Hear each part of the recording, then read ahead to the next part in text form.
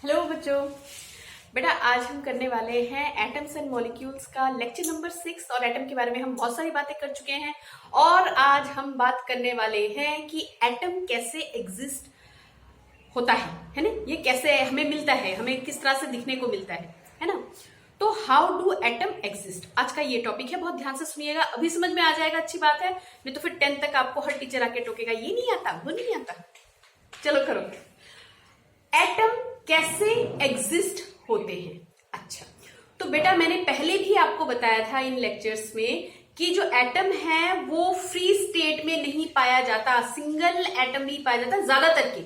हाँ कुछ हैं, जैसे नोबल गैस होते हैं ना, नोबल गैस समझिए, नोबल गैसेस वो होती हैं जहां पे हमें सिंगल एटम दिख जाता है। जैसे नियॉन है, दिख गया, ठीक है। आर्गन है, ये हमें सिंगल एटम दिखता है। बाकी ज्यादातर एटम्स क्या होते हैं, रिएक्टिव नेचर के होते हैं। रिएक्ट होने का मतलब आसानी से जाके किसी से रिएक्ट कर जाते हैं। अगर रिएक्ट कर गए तो यानी किसी दूसरे के साथ ही मिलेगा, है ना, अकेला नहीं मिलेगा, ठीक है। याद रखिएगा ज्यादातर एटम्स क्या होते हैं, रिएक्टिव नेचर के होते हैं, तो वो फ्री स्टेट में नहीं होते, किसी के साथ जुड़ा हुआ मिलता है हमें, ठीक है। सिवाय नोबल गैस के, नोबल गैसेस में जो एटम होते हैं वो हमें सिंगल एटम दिख जाता है, बाकी हमें सिंगल एटम नहीं दिखता। तो कैसे दिखता है, तो भैया एटम हमारे पास रिएक्ट करके किस तरह से दिखता है। Atom exist in 2 ways, atom 2 तरह से एग्जिस्ट करता हुआ दिखता है। अच्छा, ये एटम जो है ये हमारे पास क्यों कंबाइन कर जाता है किसी और के साथ, टू गेन स्टेबिलिटी। अगर कोई आपसे पूछता है कि एटम क्यों हमारे पास रिएक्ट कर जाता है, रिएक्टिव नेचर का क्यों होता है, क्योंकि उसको स्टेबिलिटी चाहिए होता है। दुनिया में जितनी भी चीजें हैं सब स्टेबल होने की कोशिश करती है, स्टेबल होने की यानी कि नोबल गैस कॉन्फ़िगरेशन लेने की कोशिश करती है, ठीक है। अगर तुम यहाँ पे खड़े खड़े लेक्चर दे रहे हो, आपका दिल क्या करेगा, थोड़ी देर बैठ जाए, बैठे हुए हो तो क्या करेंगे, लेटे लेटे पढ़ना स्टार्ट कर देंगे, है ना। तो भैया तो स्टेबिलिटी लेने की कोशिश करता है, समझ लो बात को, ठीक है। ओके, तो एटम हमारे पास कैसे मिलता है, किस तरह से पाया जाता है। एटम 2 तरह से पाया जाता है, एग्जिस्ट कैसे करता है, 2 तरह से करता है। Atoms in the form of molecules and atoms in the form of ions. Ions की बात हम जरा बाद में करेंगे क्योंकि आयन का अकेले का ही अलग से टॉपिक बनेगा, ठीक है। फिर से सुनो, एटम हमारे पास फ्री स्टेट में नहीं होता, एटम हमेशा कंबाइंड स्टेट में मिलता है। सिवाय नोबल गैसेस के एटम अकेले अकेले दिख जाते हैं, नहीं तो एटम हमारे पास 2 तरीके से एग्जिस्ट करता है। Atoms in the form of molecules, atoms in the form of ion. समझ में आ रहा है, यहीं से नोट्स बना लेना, एज इट इज बना लेना, ठीक है। अच्छा, तो मॉलिक्यूल क्या होते हैं। यस, मॉलिक्यूल का एक छोटा सा डेफिनेशन मैंने दे रखा है, बाद में आप इसको हटा के ये पूरा चार्ट ऐसे तैयार कर लेना, ठीक है। मॉलिक्यूल क्या होते हैं, देखो मैंने लिखा है, it is an electrically neutral group तो ग्रुप है तो अकेला तो नहीं आएगा। ग्रुप ऑफ 2 और मोर एटम्स केमिकली बॉन्ड टुगेदर, आपस में जो जुड़े हुए होते हैं ना, जो आपस में जुड़े हुए होते हैं। बॉन्डिंग इस साल आपके कोर्स में नहीं है, लेकिन जब अगले साल आप पढ़ोगे तो वहां पे आपको समझ में आएगा। ये किसी फोर्स से, एक एटम दूसरे एटम के साथ किसी फोर्स से जुड़ा हुआ होता है, उसको हम केमिकल बॉन्ड बोलते हैं, ठीक है। तो भैया जो मॉलिक्यूल होता है, it is an electrically neutral, कोई चार्ज नहीं होगा इस पे, इलेक्ट्रिकली न्यूट्रल ग्रुप ऑफ 2 और मोर एटम्स, ठीक है। 2 या 2 से ज्यादा एटम का हमारे पास क्या होता है, ग्रुप होता है, राइट। समझ में आ गया। अच्छा, यहाँ पे मॉलिक्यूल की ना एक और डेफिनेशन हम लिख सकते हैं कि किसी भी सब्सटेंस या किसी भी मैटर का, अब सुनो, किसी भी सब्सटेंस या किसी भी मैटर का मॉलिक्यूल जो होगा वो हमारे पास इंडिपेंडेंटली एग्जिस्ट कर सकता है, इंडिपेंडेंटली आ सकता है अगर वो मॉलिक्यूल है तो। समझ रहे हैं, यानी इसका डेफिनेशन एक और मैं लिख देती हूँ इसी के साथ, देख लो। तो बेटा जी मॉलिक्यूल का एक और डेफिनेशन मैंने लिख लिया है, आप दोनों में से कोई सा भी कर लीजिएगा, आपको समझाने के लिए लिखा है। Molecule is the smallest particle of substance, किसी भी सब्सटेंस का मॉलिक्यूल वो स्मॉलेस्ट पार्टिकल है जो कि फ्री स्टेट में एग्जिस्ट करता है, फ्री स्टेट में पाया जा सकता है, ठीक है। जबकि एटम्स का हम क्या कह रहे हैं कि most of the elements do not possess या do not have free atoms, है ना। ज्यादातर एलिमेंट्स के एटम जो होते हैं वो हमारे रिएक्टिव होते हैं और वो फ्री स्टेट में नहीं पाए जाते। लेकिन जैसे ही ये मॉलिक्यूल बना, वो हमारा क्या हो सकता है, फ्री स्टेट में एग्जिस्ट कर सकता है, ठीक है। तो मॉलिक्यूल वो सबसे छोटा वो पार्टिकल है जो कि फ्री स्टेट में पाया जा सकता है, या ये वाला लिख लो मॉलिक्यूल की बात। समझ में आ रही है? मॉलिक्यूल की डेफिनेशन समझ में आ गई? ओके, आ जाओ भैया, हम बात किसकी कर रहे थे, ये मैंने बीच में आपको समझाने के लिए मॉलिक्यूल का एक डेफिनेशन दे दिया। आप इसके बाद ये वाला बना दीजिएगा, ठीक है? यानी कि एटम्स, मैंने बोला एटम्स किस फॉर्म में पाया जाता है? कंबाइंड फॉर्म में पाया जाता है। कंबाइंड कैसे होता है? या तो मॉलिक्यूल की फॉर्म में कंबाइन कर जाता है या आयंस की फॉर्म में कंबाइन कर जाता है। आयंस वाला हम बाद में करेंगे, जरा इसकी बात कर लेते हैं। Atoms in the form of molecule, ये भी दो तरह की होती है, यानी molecule of element and molecule of compound. Simple सी बात, molecule of element, molecule of compound. Molecule of element में क्या होगा? देखो एलिमेंट शब्द आ रहा है ना, तो यही से याद रखें। मॉलिक्यूल ऑफ एलिमेंट में क्या होगा? सारे एक जैसे सिमिलर एटम्स होंगे, सिमिलर एटम्स, ठीक है? कहने का मतलब ये कि जब मैंने बोला हाइड्रोजन H2, हाइड्रोजन गैस की मैं बात कर रही हूँ, H2 की बात, यानी कि दोनों ही एटम किसके हैं? हाइड्रोजन के, प्योर है, राइट? N2 यानी कि नाइट्रोजन के 2 एटम हैं, O3 ऑक्सीजन के 3, ओजोन, राइट? तो ऐसे बहुत सारे हैं बच्चे, ये तुम यहाँ पे सल्फर लिख सकते हो। सल्फर का हमारे पास S8 की फॉर्म में आता है, फास्फोरस P4, यानी कि सारे के सारे ही फास्फोरस के एटम्स होंगे, सारे के सारे ही हमारे सल्फर के एटम होंगे। बात समझ में आ रही है? अगर एक जैसे एलिमेंट मिल जाते हैं, एक जैसे एटम मिल जाते हैं, सॉरी, एक जैसे एटम मिल जाते हैं, तो वो क्या बनाएंगे? Molecule of element. समझ में आया? और एक हो गया molecule of compound. Molecule of compound में क्या होगा कि दो अलग अलग एटम्स मिलेंगे, दो अलग अलग, एक जैसे नहीं, क्योंकि यहाँ पे जब मैं कहती थी सल्फर 8, तो यानी कि इसमें सारे के सारे ही सल्फर के एटम थे। मैंने बोला फास्फोरस, तो इसमें चारों के चारों फास्फोरस के एटम थे, तो वो हो गया हमारा मॉलिक्यूल ऑफ एलिमेंट। और मॉलिक्यूल ऑफ कंपाउंड में क्या होगा कि दो अलग अलग एटम होंगे। अब किस रेशो में जुड़ेंगे वो आपको पता है, पहले वीडियो बन चुकी है इस पे। हम फॉर्मूला देखते हैं। H2O वाटर मॉलिक्यूल की बात कर रहे हैं, हाइड्रोजन और ऑक्सीजन, इनका अलग अलग इंडिपेंडेंट नेचर अलग अलग था, मतलब हाइड्रोजन का अलग नेचर है, ऑक्सीजन का अलग नेचर है, अगर इसको अकेले की बात करें, लेकिन कंबाइन कर दिया, ठीक है? कार्बन डाइऑक्साइड, मीथेन, अमोनिया, तो इसमें क्या हो रहा है? देखो इसमें कार्बन और हाइड्रोजन मिल रहा है, अलग अलग एटम मिल रहे हैं, इसमें नाइट्रोजन और हाइड्रोजन मिल रहा है, अलग अलग एटम मिल रहे हैं, तो ये क्या है? Molecule of compound. ठीक है, बात समझ में आई? ठीक है ना? तो अभी तक हमने क्या पढ़ा? हमने ये कहा कि एटम्स जो होंगे वो बड़े रिएक्टिव होते हैं और एटम फ्री स्टेट में एग्जिस्ट नहीं करते सिवाय नोबल गैस के। बात खत्म। नोबल गैस कौन सा? जिनके आउटर मोस्ट शेल में 8 इलेक्ट्रॉन्स होते हैं, ना तो किसी को इलेक्ट्रॉन देने की जरूरत पड़ती है, ना किसी से इलेक्ट्रॉन लेने की जरूरत पड़ती है, राइट? वहां तक बात समझ में आ गई? ओके, तो एटम फिर हमें मिलता कैसे है, किस हालत में मिलता है, कैसे एग्जिस्ट करते हैं? तो एटम हमेशा हमारे पास दो तरह से एग्जिस्ट करते हुए पाए जाते हैं, मॉलिक्यूल की फॉर्म में, atoms in the form of molecule, atoms in the form of ion. ठीक है, मॉलिक्यूल की मैंने डेफिनेशन दे दी। मॉलिक्यूल वो छोटा पार्टिकल है किसी भी सब्सटेंस का जो फ्रीली पाया जाता है, मतलब फ्री स्टेट में पाया जाता है, फ्री स्टेट में पाया जाता है। ठीक है, अच्छा, अब यहां पे इस चीज को यहां से करो, इसको ऐसे सेपरेट आउट कर दो। ठीक है, fine. Atoms in the form of molecule, कितनी तरह से?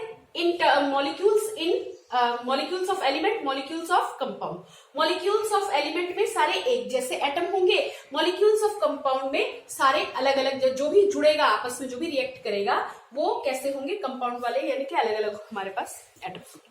इतनी बात समझ में आई? इतनी बात समझ में आई? ओके। और इस पे जो आयंस वाला है ना, इस पूरे पे अलग से ही एक आपका वीडियो बनेगा एटम वाले, ये आयन वाले पे, क्योंकि पहले मुझे आयन समझाना पड़ेगा। ठीक है, इतना याद हो गया? आगे काम करें, चलो आगे देख लेते हैं थोड़ा सा और। तो बेटा मैंने ना एक फॉर्मूले के हिसाब से आपको लिखने की कोशिश, समझाने की कोशिश की है। मैंने लिख रखा है, आप देख लीजिए, फॉर्मूले ऑफ एलिमेंट या फॉर्मूले ऑफ कंपाउंड। एक्चुअली जब भी हम केमिकल फॉर्मूला की बात करते हैं ना, तो वो हमारा एक शॉर्टकट रिप्रेजेंटेशन होता है। किस चीज को रिप्रेजेंट करते हैं कि कितने एटम हैं वहां पे, है ना?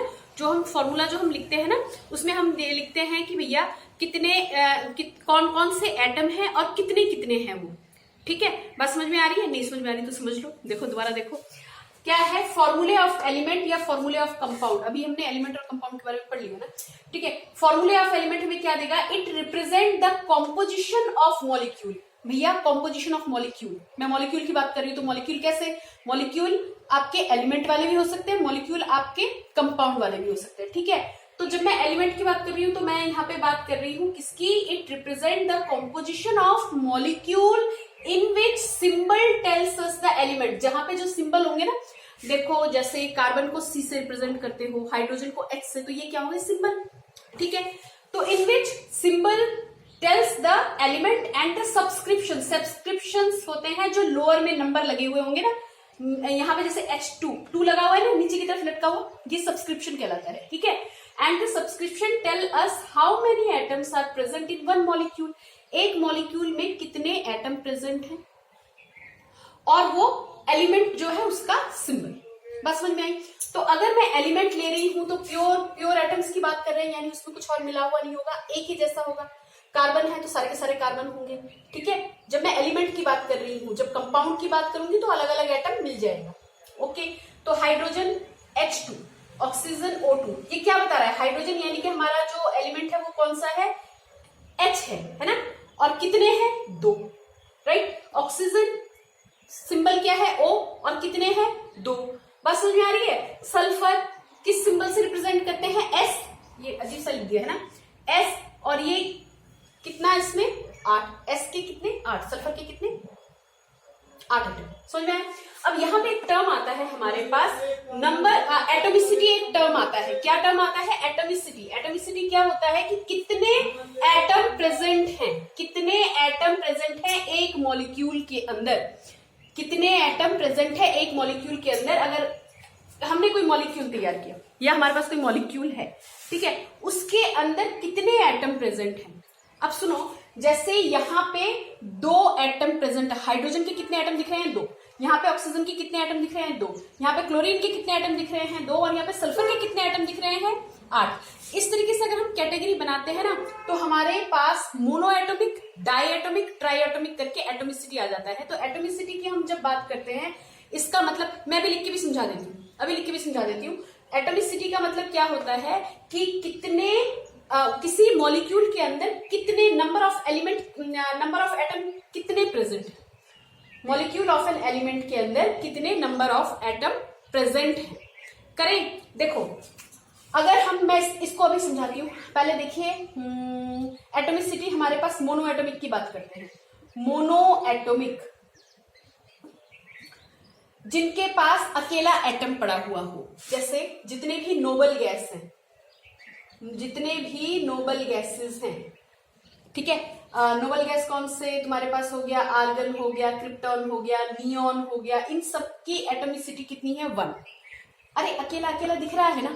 अच्छा, कुछ हमारे मेटल्स हैं, कुछ मेटल्स हैं, जैसे कि एक तो ये एग्जांपल लिख लो, एक ये एग्जांपल लिख लो, जो मेटल्स हैं, जैसे अगर मैंने लिखा सोडियम, ठीक है, सोडियम, और मैंने और क्या लिख दिया सोडियम के साथ, और हमारे पास आ जाएगा, मान लो हमने लिख दिया मैग्नीशियम, ठीक है। अच्छा, कार्बन में एक भी देख लो, एक कार्बन जो होता है ना, कार्बन C, इन सबको हमने एक एक के हिसाब से दिखाया है।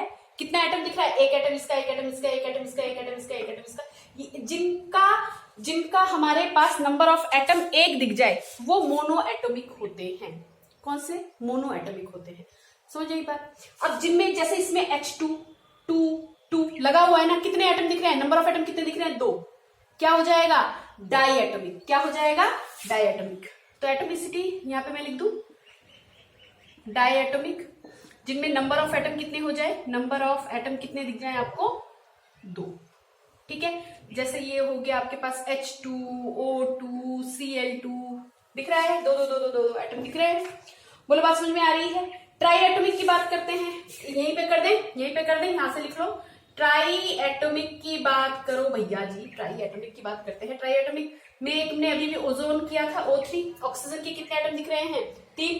क्या हो गया, ट्राई एटोमिक। तो जिसमें हमें number of atom present in one molecule of an element, मैं एलिमेंट की बात कर रही हूँ, एलिमेंट, ठीक है, एलिमेंट हमारे पास molecule of an element, pure atoms कितने हैं, नंबर कितने हैं, वो क्या है, एटोमिसिटी। समझ में आया, ठीक है। अब फॉर्मूले ऑफ कंपाउंड देख लो, डेफिनेशन अलग से बदलने की जरूरत नहीं है। क्या मिटा दें इसको, नोट डाउन कर लिया, मिटा दें। एटोमिसिटी के बाद mono atomic, di atomic, tri atomic, किसी भी हमारे पास मॉलिक्यूल ऑफ एन एलिमेंट जब हम लिखते हैं तो उसमें कितने एटम आ रहे हैं, नंबर ऑफ एटम कितने हैं, वो हमारा एटोमिसिटी कहलाता है। ठीक है, अब फॉर्मूले किसका लिखना है, कंपाउंड का, ठीक है ना। तो कंपाउंड में भी वही होगा, हमारे पास जो नाम है उस नाम के हिसाब से हम फॉर्मूला लिख रहे हैं, और उस फॉर्मूले में हमें ये पता होना चाहिए कि कौन कौन से एलिमेंट्स आ रही है और कितने नंबर में आ रही है।